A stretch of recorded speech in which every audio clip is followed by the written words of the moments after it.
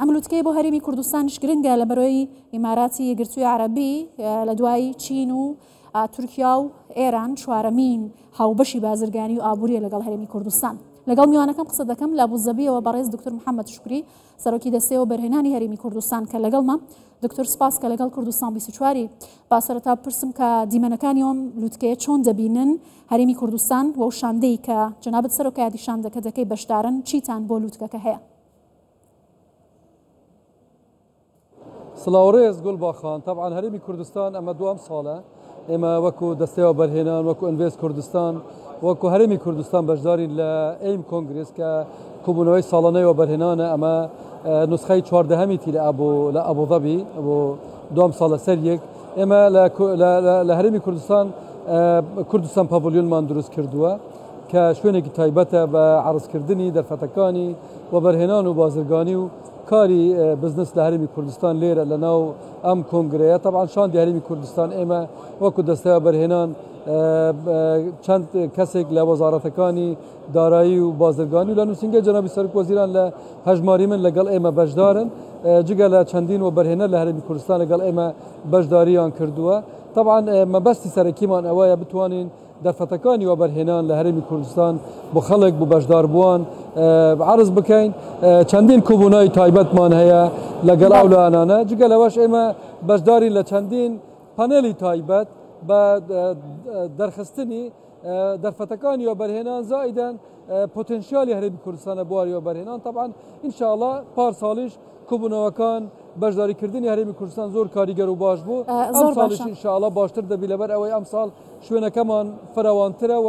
شاندەکەمان فراوانترە و بەشداریکردنی و بەرهێنەران لە هەرێمی کوردستان ئەم ساڵە باشترە. زۆر باشە دکتۆر، قەبارەی و بەرهێنانی هەرێمی کوردستان لەگەڵ ئیمارات زیاتر لە 2 میلیارد دۆلارە. ئایا ئەم جۆرە لووتکانە و بەشداریکردنتانە ئەو لینکەی کە لەگەڵ و بەرهێنەران و بازرگانان لە وڵاتانی دیکەش ئەتان بێت ئەتوانێم قەبارەیە لە نێوان هەرێمی کوردستان و ئیمارات بەرسر بکاتەوە؟ ئایا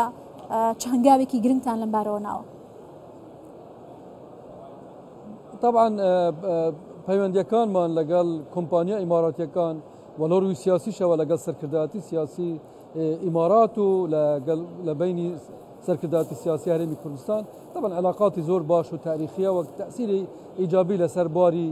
ئابووری و بازرگانی کردووە. طبعا علاقاتی بازرگانی هەرێمی کوردستان لەگەڵ ئیمارات علاقاتێکی یەکجار زۆر فراوانە بە حکمی ئەوەی ئەو کەرستە و کاڵانەی کە دێن هەرێمی کوردستان بەشێکی زۆری لە ڕێگای بەندەرەکانی ئیماراتەوە دێن هەرێمی کوردستان. جگە لەوەش ئێمە لە ساڵانی ڕابردوو هەوڵ دراوە چەندین پرۆژەی تایبەت لەگەڵ ئیماراتەکان هەبیتن. ئینشاءالله داهاتوودا لەگەڵ دیپی وێڵد موانع دوبەی ئینشاءالله ئیشی باشمان لە هەرێمی کوردستان دەبی لەگەڵیان. جگە لەوەش هەوڵ دەدەین لێرە کوبوونەوەمان لەگەڵ چەندین ژۆری بازرگانی و لەگەڵ چەندین وەبەرهێنەری ئیماراتی هەیە بە تایبەتی و لەگەڵ وڵاتانی کەنداویش ئێمە چەندین کوبوونەمان هەیە لەناو ئەم کۆنگرەیە کە بتوانین پەرە بە پەیوەندیە ئابووریەکانمان بدەین و ژمارەی وەبەرهێنەران و قەبارەی سەرمایە بەرهێنراوی ئەم وڵاتانە لە هەرێمی کوردستان ئینشاءالله لە داهاتوودا زیاتر بکرێتن تاکو هەم لە ڕووی دروستکردنی بەرژەوەندی بۆ ئەم وڵاتانە لە هەرێمی کوردستان باشتر ببین و هەمیش ئەو علاقاتانە بەرەو پێشتر بچن و سوودی هاوبەش بۆ هەردوو لامان هەبی بە تایبەتی بۆ هەرێمی کوردستان کە ئێمە مەبەستمانە پەرە بە پەیوەندی ئابووریەکان و پەرە بە بواری و بەرهێنان لە هەرێمی کوردستان بدرێت. زۆر باشە. بوونی 150 کۆمپانیای ئیماراتی لە کەرتە جیاوازەکان لە هەرێمی کوردستان و ژمارەوە بەرهێنەرەی کە جەنابەت ئاماژەت پێکرد چ کاریگەریەکی لەسەر بەرەو پێشبردننی ئەو کەرتانە لە هەرێمی کوردستان هەبووە؟ بۆ نمونەوە بەرهێنان، بازرگانی، گەشتیاری، پیشەسازی. طبعا ئێمە بە حکوومەتی هەرێمی کوردستان گرێبەستێکی لەگەڵ حکوومەتی ئیمارات هەیە بۆ پەرەپێدانی حکوومەت ئەلکترۆنی لە هەرێمی کوردستان و هاوکاریکردنی حکوومەتی هەرێمی کوردستان لە پەرەپێدانی کاری حکومڕانی لە 5 ساڵی داهاتوو لە هەرێمی کوردستان. ئەمە جەنابی سەرۆک وەزیران خۆی سەرپەرشتی ئەم پرۆسەیە دەکاتن و زۆر بە باشی ئینشاءالله بەڕێوە دەچێتن و تەسیرێکی یەکجار زۆر ئیجابی لەسەر دروستکردنی حکوومەت ئەلکترۆنی و بەرەو پێشبردننی ئەدای حکومڕانی لە هەرێمی کوردستان لە ڕووی حکوومەتەوە و ئەدای کەرتی تایبەت. جگە لەوەش کەرتی تایبەتی ئیماراتی زۆر گرنگە چونکە ئەوانە لینکی عالەمیان زۆر فراوان هەیە و لە چەندین وڵاتی دنیا ئستیسماراتیان هەیە. هەوڵ دەدەین سوود لە تەجروبەیان وەرگرین لە هەرێمی کوردستان کار بکەن. ئێستا لە هەرێمی کوردستان پرۆژەیەکی کشت و کاڵی سەرکەوتووی ئیماراتیەکان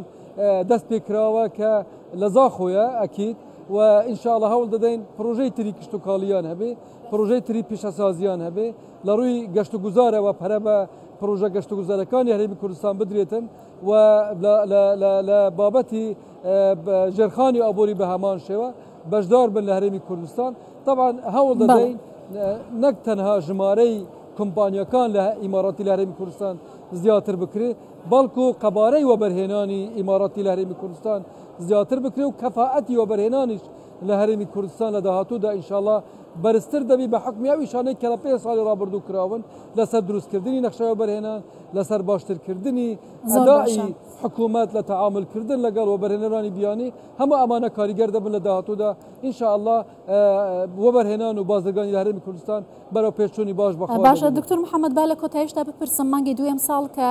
هاوبەش لەگەڵ سەرۆکی حکوومەتی هەرێمی کوردستان لە ئیمارات بەشداریتان لە لووتکەی سەرکردەی حکوومەتەکان کرد بڕیار بوو کە ڕێککەوتنێک یا لێک تێگەیشتنێک لەگەڵ ئیمارات واژۆ بکەن بۆ پێکێنانی دەستەیەک لە بواری وەبەرهێنان ئایا ئەمە کراوە لەم لووتکەیەدا ئەتوانن درێژە بم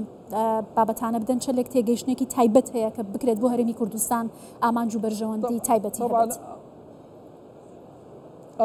ئەو لێک تێگەیشتنە بوو یارمەتیدانی حکوومەتی هەرێمی کوردستانە وەسوود وەرگرتنە لە کەفاءاتی حکوومەتی ئیماراتی بوو بەرەو پێشبردننی کەفاءات لە هەرێمی کوردستان و حکوومەتی هەرێمی کوردستان ئەمە لە قۆناغی جێبەجێکردندایە لەژنەی تایبەت بۆ ئەم بابەتانە دروست بووە ئینشاءالله داهاتوودا حکوومەتی هەرێمی کوردستان دەتوانێت سوود لە کەفاءاتی ئیداری